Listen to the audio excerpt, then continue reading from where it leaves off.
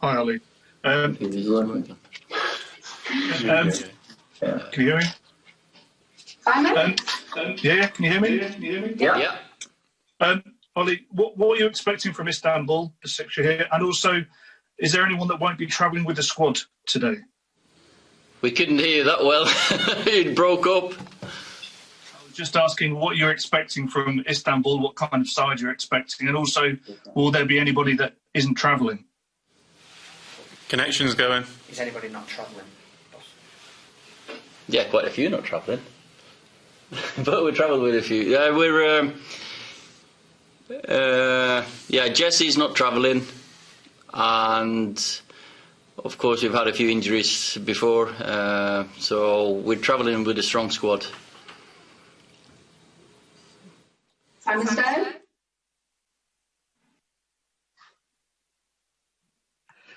Hi, Harry, we've asked this to Ollie a few times, but can you explain why Manchester United have been so good in the Champions League, yet so poor in general terms in the Premier League this season? Keeps breaking up. Yeah, so why are we good in the Champions League and not so good in the league? It's not something obviously we can put our finger on. We take every game as it comes. We don't look at it as a Champions League game or a Premier League game. We just go into the game and try and win the game. That's our motive every match we play in. Obviously our Premier League results haven't been as successful as our Champions Leagues, but we go in with the same focus, the same preparation, and obviously we're focused on tomorrow night's game, which is a Champions League one, and hopefully we can put in a performance which we've shown this year we can do in the competition. David McDonald? Hi Harry, question for you. It's obviously been a difficult summer for you personally off the field. How hard has it been to shut out what happened and focus on football? And is it inevitable that what happened to you, will affect you mentally and will affect your performance level, as it would anyone in any walk of life? I didn't quite get the question. It was breaking up, but no, my mind's fully focused on football. It's obviously I had a difficult period in the summer, but no, I'm fully focused. I come into training each day, work as hard as I can, and I focus on each game as it comes. And no, I can only say, and on what I heard there, that I'm still fully focused each day in improving and taking this club forward. James from TalkSport? Oh, hi there. This is a question for both of you, really. I just want to know how you think Man United fans should be feeling at the moment, because there's been so many positive moments over the last year and a half or so. Can anyone hear the dark question? days as well. We can only hear every 10 words you say, so there's no chance we can understand. Sorry, James, could you ask again? Yeah, sure. I just want to know how you think Manchester United fans should be feeling at the moment, because there's been some major positives, but there's also been some dark days as well over the last few months. Sorry, boys, it's just impossible to hear what you're saying.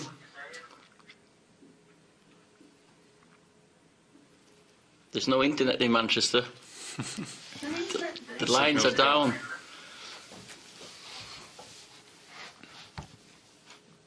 It's there. Then you can read the question.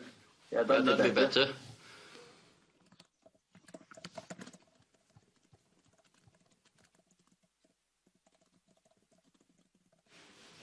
Probably. Is he typing it?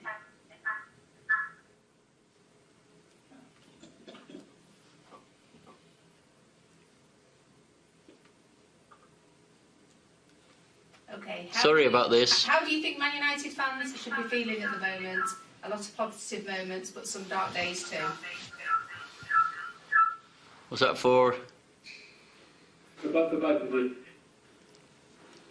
Well, we work every single day for our fans to have something to celebrate, of course, and the process we're going through, the players are working really hard, they're very focused, and of course, hopefully we can, on tomorrow night, we can stamp our authority on this group and start with 3 straight wins, which we're working towards now.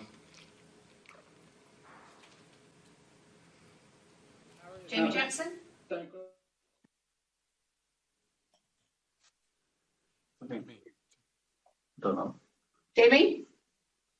Hi, Ollie, can you hear me? Yeah. Yeah, we can hear you actually. Ah, nice one. Right, just me and you then. We'll just do this, yeah?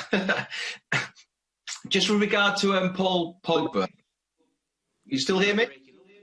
You keep breaking up. We can hear half of your sentence. I'll type it. Sorry about this. No problem. Work perfectly, people.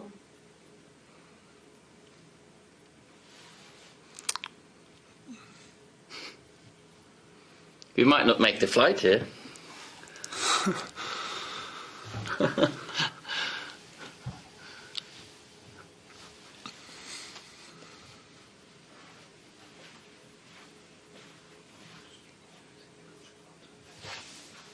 Okay, Paul Pogba.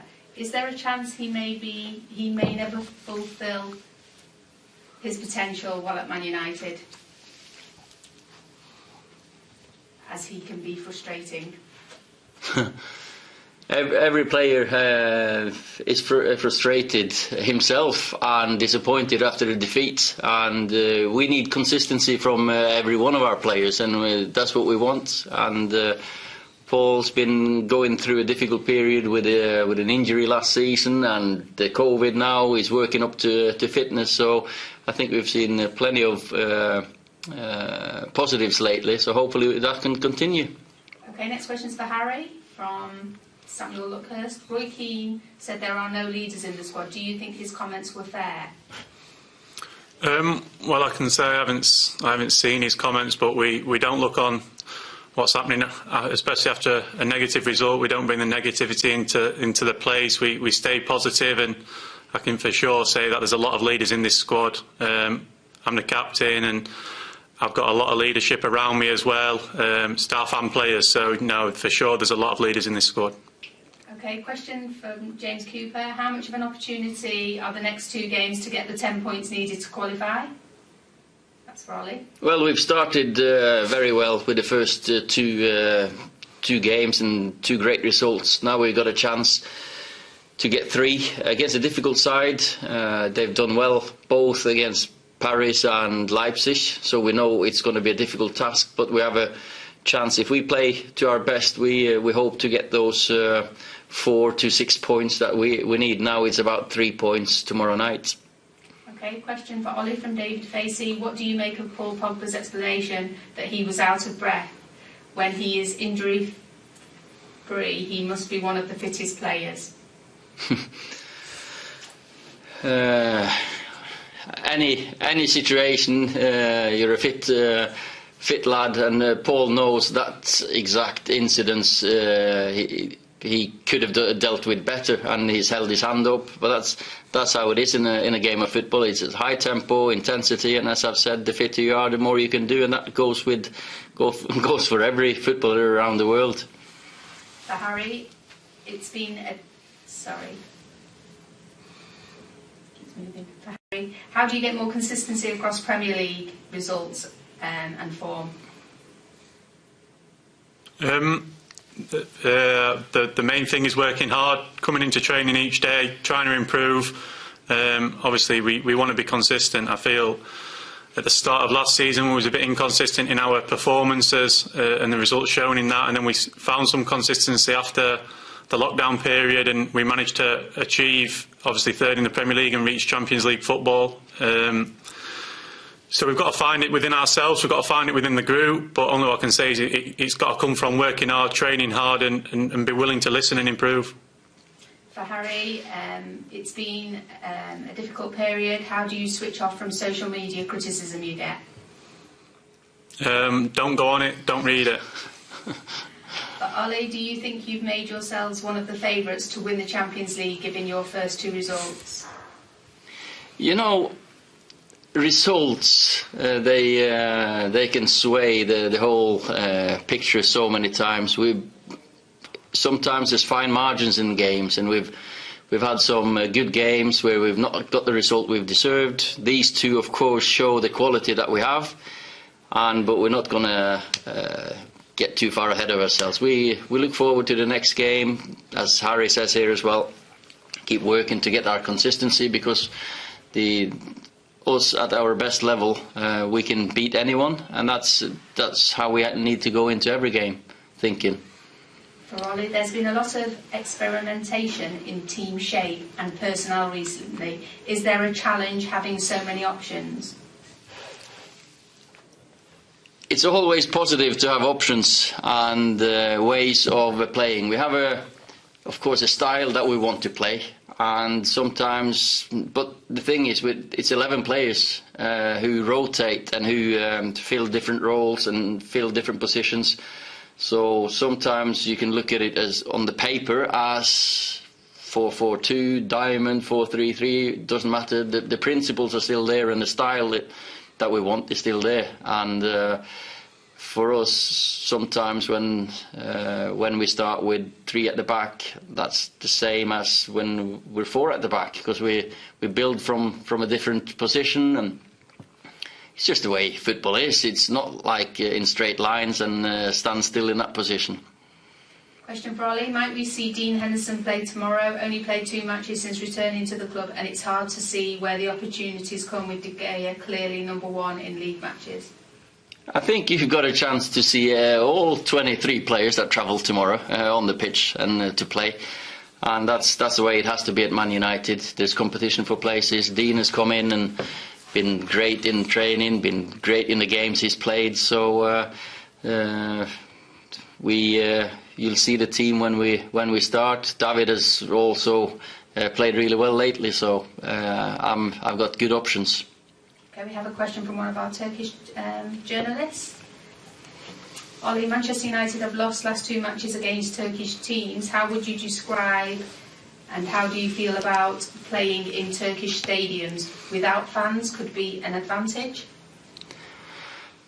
I think football now is really affected by the virus, of course, and the environment is not as it normally is. Away games against any opposition, but in Turkey as well, you've got fanatic fans, passionate fans, enthusiastic fans, and of course, to have the home fans with you is an advantage. That's proven.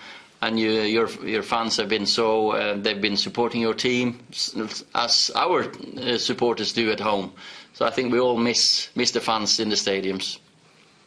Question for Ollie from a Norwegian journalist. Your son Noah made his debut in the Norwegian top flight this weekend at 20. That's ahead of schedule compared to you. What does the future bring for him?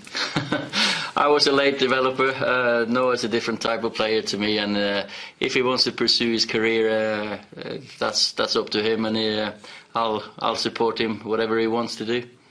James Ducker, what are your thoughts on Roy Keane's Roy Keane's remarks about there not being enough leaders and people you'd want in the trenches with you in this squad? Well, Roy has always been outspoken, and I'm very glad I've got the players that we have here with us. We've got different jobs, and Roy's job is to give his opinion, and I always listen to Roy, but we move on here with a great group of players, strong group of players, and I'm sure we'll see a response. Ollie, how do you explain the drop-off in performance level from the win over Leipzig and then the Arsenal game? How do you get consistency of performance from the players? We've performed.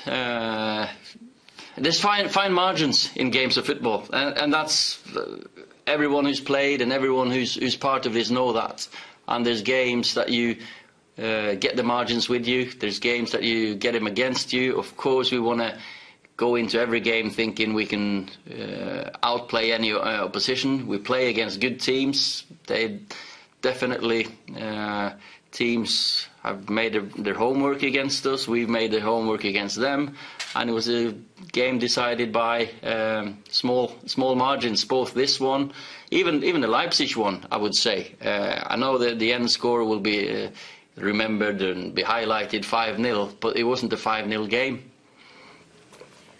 One for Harry. Are you happy with your form since the start of the season? Obviously, as the captain, I focus more on the team than individually.